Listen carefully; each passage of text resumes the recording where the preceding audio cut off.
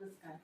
आरोग्य नीतीतर्फे आयोजित केलेल्या रानभाजी या स्पर्धेत मी सहभाग घेतलेला आहे. माझं नाव सौ साची सचिन कदम, राहणार कल्याण. तर मी आज तुम्हाला एक अगदी सिंपल अशी रानभाजी दाखवणार आहे, जी सगळ्यांना माहिती आहे. त्याचं नाव आहे करटोली, किंवा त्याला काही जण कंटोली म्हणतात, काही लोक करटोली म्हणतात. तर ही रानभाजी फक्त पावसाळ्यात आपल्याला खायला मिळते. तर भाजीचे फायदे असे आहेत की ज्यांना डायबिटीस आहे त्यांचं डायबिटीस कंट्रोलमध्ये राहतं, किंवा ज्यांना यकृताचा त्रास आहे अशा लोकांनी ही भाजी आवर्जून खावी. कारण याचे फायदे खूप आहेत. याच्यामध्ये प्रोटीन्स खूप आहेत आणि फक्त पावसाळी भाजी असल्यामुळे ही एक रानभाजी आहे. त्यामुळे फक्त पावसाळी भाजी असल्यामुळे जेव्हा ती पावसाळ्यात मिळते त्यावेळेला सगळ्यांनी आवर्जून ही भाजी खावी. तर ही बघा, ही भाजी ही करटोली अशी असते. तर ही अशी कवळी बघून घ्यायची आपण, आणि ह्याचे हे जे पुढचं आणि मागचं जे देठ आहे हे काढून टाकायचं, आणि ही चिरायची, आणि चिरल्यानंतर त्याचे असे पातळ पातळ तुकडे करायचे. आत त्याच्या बिया असतात, बिया काढून टाकायच्या, आणि शक्यतो त्याचं जर कवळ्या बिया असतील तर ठेवायच्या, बाकीच्या जर जाड बिया असतील तर काढून टाकायचं. जिरं टाकायचं. मोहरी जिरं चांगलं तडतडलं की त्याच्यात आपण थोडा हिंग टाकणार आहोत. मोहरी आणि हिंग चांगलं तडतडलं आहे, त्याच्यात आता थोडंसं हिंग टाकणार आहोत. आणि इथे मी हा ठेचलेला लसूण घेतलेला आहे. हा लसूण आपण फोडणीत टाकायचा, एक 4-5 पाकळ्या. लसूण थोडासा परतून झाला की आपण त्याच्यात, इथे मी हा उभा चिरलेला कांदा घेतलेला आहे. तसाच करटोली जशा आपण उभ्या उभ्या चिरून घेतलेल्या आहेत तसाच हा कांदा घेतलेला आहे. तो कांदा आपण फोडणीत घालायचा आहे.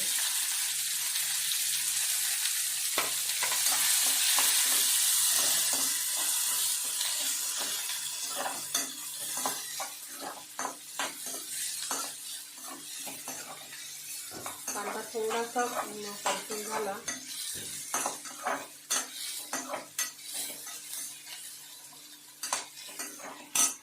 या भाजीमध्ये मी एक ट्विस्ट दिलेला आहे. करटोलीची भाजी तर सगळेजणच खातात, सगळ्यांना माहिती आहे, पण याच्यामध्ये मी एक ट्विस्ट असा दिलेला आहे की ह्याच्यामध्ये मी वालाच्या डाळिंब्या वापरणार आहे.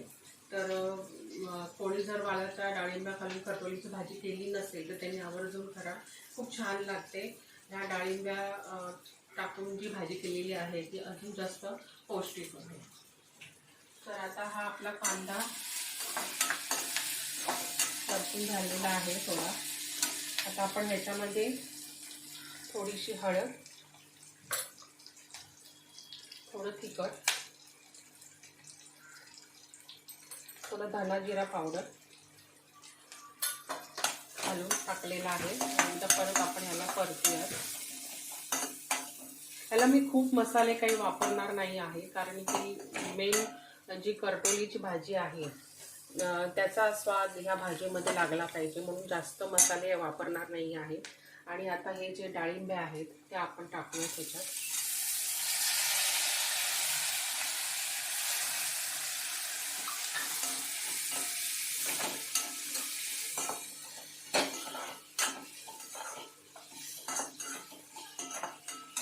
आणि आपली ही जी करटोली आहे, जी आपण अशी पातळ हे करून घेतलेली आहे, ही करटोली आपण आता ह्याच्यात टाकणार आहोत.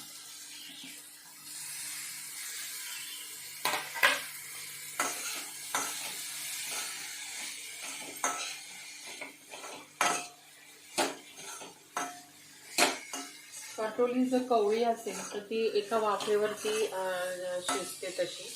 आणि अगदीच मला जर वाटलं तर थोडंसं पाण्याचा हापका मारला तरी नंतर चालेल.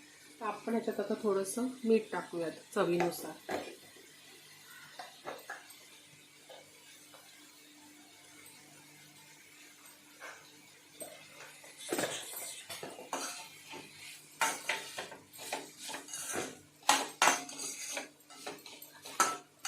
आणि त्याला थोडंसं आपण 2 चमचे ह्याच्यात शेंगदाण्याचं कूट टाकणार आहोत चवीपुरतं. आणि आता आपण ही भाजी झाकून ठेवणार आहोत.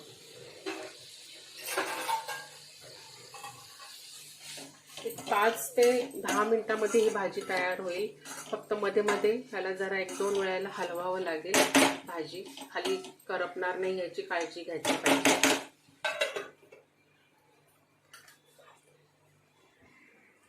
आता आपण एक 5 ते 10 मिनिटांनी परत भाजी बघू कशी झाली ती. 5 मिनिटं झालेली आहेत. तर आपण भाजी बघूयात आणि त्याला आपण जरासं हलवून घेऊयात थोडंसं.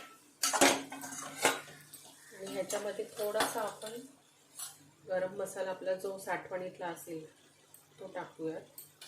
थोडीशी कोथिंबीर टाकूयात. परत एकदा हलवूयात.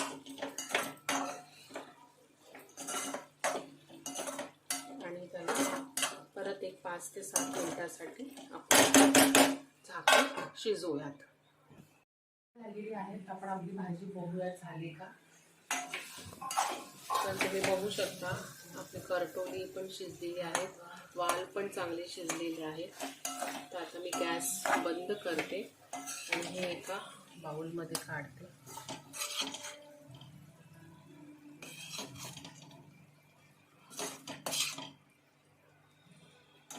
आणि ह्याच्यावरती ओलं खोबरं वरून घालते.